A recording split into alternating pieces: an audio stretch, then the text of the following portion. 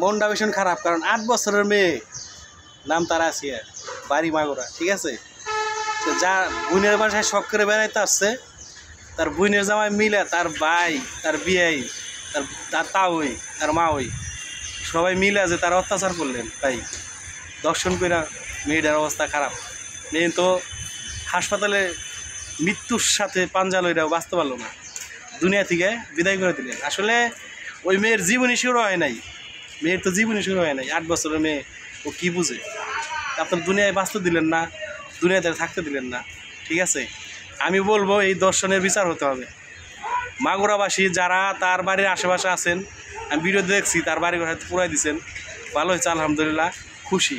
কিন্তু ওদেরকে ধইরা যদি পারেন মাঠের ভিতরে গাইরে পাথর দিয়ে ডেইলিয়া মারে ফেলান, আর যদি না পারেন ইট দিয়ে মারেন, আর যদি তাও না পারেন ওই মাইডালের নরম কাদা আছে না, নেতি মাটি, ওইটা দিয়ে জাকা এনে একবারে ডাইকে মেরে ফেলাই দেন, কোনো বিচার নাই ভাই।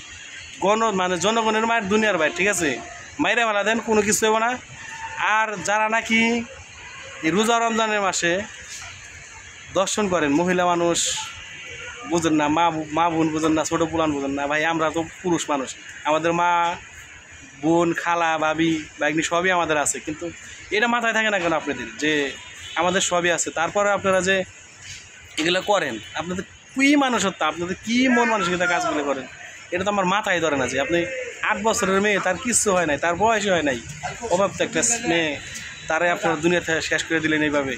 আমি সরকারকে বলতে চাই, ডক্টর ইউনূস স্যার, যে আপনার যে সেনাবাহিনী, পুলিশ কন, র্যাব কন, যত বাহিনী আছে, তাদেরকে দিয়ে যত দ্রুত পারেন এই রমজান মাসে ঈদের আগে এই দর্শনের বিচার করবেন, এবং কি পুরানা আইনটা বিচার করবেন, যাতে বাইতুল মুকাররমের সামনে এসে আইনে এমন বিচার করবেন, ওদের বিচার দেখে বাংলাদেশের পুরুষ মানুষ যারা আছে তারা যেন ভয় পায় দর্শন করতে, ঠিক আছে। এই জন্য আমি ডক্টর ইউনূস স্যারকে বললাম যে আপনার মানবতার ফেরাওয়ালা, ঠিক আছে, আপনি বাংলাদেশকে একটা পরিবার মানেন, ঠিক আছে। এই আছে আমাদের পরিবারের একজন সদস্য ছিল, সে দুনিয়ায় নাই, দুনিয়াতে বিদায় হয়ে গেছে।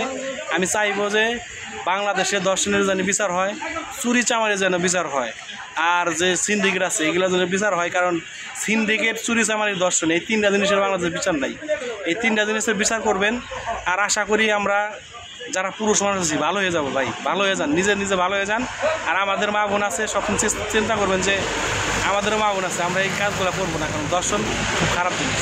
এই জন্য যারা নাকি এই মেয়েটাকে জীবনে বাঁচতে দিলেন না, আল্লাহর কাছে তো বিচার দিবেনই। জনগণকে বলবো, আপনারা পৃথিবীর বাংলাদেশে যত মানুষ আছেন সবাই দাবি তুলেন, এই দর্শনের বিচার ঈদের আগে হতে হবে।